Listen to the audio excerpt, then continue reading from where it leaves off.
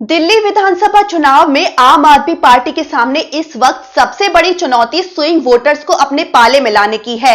ये वोटर्स ही दिल्ली में आम आदमी पार्टी के भाग्य विधाता बन सकते हैं।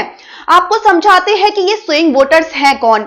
स्विंग वोटर्स वो होते हैं जो किसी एक पार्टी के लिए स्थायी निष्ठा नहीं रखते और चुनाव दर चुनाव अपना समर्थन बदलते रहते हैं। ये वोटर्स ही वो 30% हिस्सा है जो दिल्ली की सत्ता का भविष्य तय करने में अहम रोल निभाते हैं। हर जाति, धर्म और वर्ग से आने वाले ये वोटर्स इस बार भी राजनीतिक दलों के लिए सबसे बड़ी चुनौती और अवसर बनकर उभरे हैं। आम आदमी पार्टी को 2015 और 2020 में जीत दिलाने में स्विंग वोटर्स का ही बड़ा हाथ था। हालांकि लोकसभा चुनावों में ये वर्ग बीजेपी की तरफ झुकता नजर आता है। अब 2025 के विधानसभा चुनाव में सवाल ये है कि क्या आम आदमी पार्टी इन वोटर्स को फिर से अपने पाले में ला पाएगी या बीजेपी और कांग्रेस उनकी उम्मीदों पर खरा उतरने में सफल हो जाएंगे।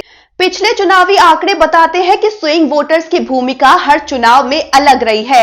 बात करें 2013 चुनाव की तो इसमें आम आदमी पार्टी को 30%, बीजेपी को 33% और कांग्रेस को 25% वोट मिले थे। इसके बाद 2015 चुनाव में आम आदमी पार्टी का वोट शेयर 51% पहुंच गया था, जिसमें 14% वोट बीजेपी को नुकसान पहुंचते हुए आम आदमी पार्टी में आ गए थे और 5% वोट कांग्रेस से आ गए थे। इसके बाद 2020 चुनाव में आम आदमी पार्टी ने 54% वोट हासिल किए, जिसमें 18% बीजेपी और 18% कांग्रेस से टूटकर आम आदमी पार्टी में आ गए थे।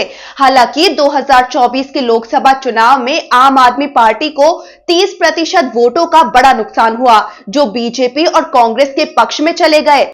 अब 2025 में आम आदमी पार्टी की सफलता इस बात पर निर्भर करेगी कि वो इन्हें वापस ला पाती है या नहीं। आपको बता दें, दिल्ली में ऊंची जाति, ओबीसी, दलित और मुस्लिम समुदायों में से ही ज्यादा स्विंग वोटर्स हैं। पहले बात करते हैं ऊंची जाति के वोटर्स की। 2019 के लोकसभा चुनाव में बीजेपी को 75% ऊंची जाति का समर्थन मिला, जो 2020 के विधानसभा चुनावों में घटकर 54% रह गया। आम आदमी पार्टी ने इन वोटर्स में अपनी पकड़ मजबूत की और 41% वोट हासिल किए।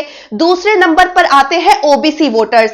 2019 में बीजेपी को 64% ओबीसी समर्थन मिला, जो 2020 में घटकर 50% रह गया। वहीं आम आदमी पार्टी ने 18% से बढ़कर 49% वोट हासिल किए।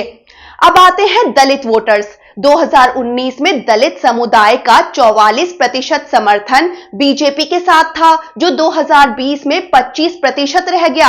आम आदमी पार्टी ने 22% से बढ़कर 69% वोट हासिल किए। फिर आते हैं मुस्लिम वोटर्स। 2019 में आम आदमी पार्टी को 28% मुस्लिम समर्थन मिला, जो 2020 में बढ़कर 83% हो गया। लेकिन 2024 लोकसभा चुनाव में ये घटकर 49% रह गया।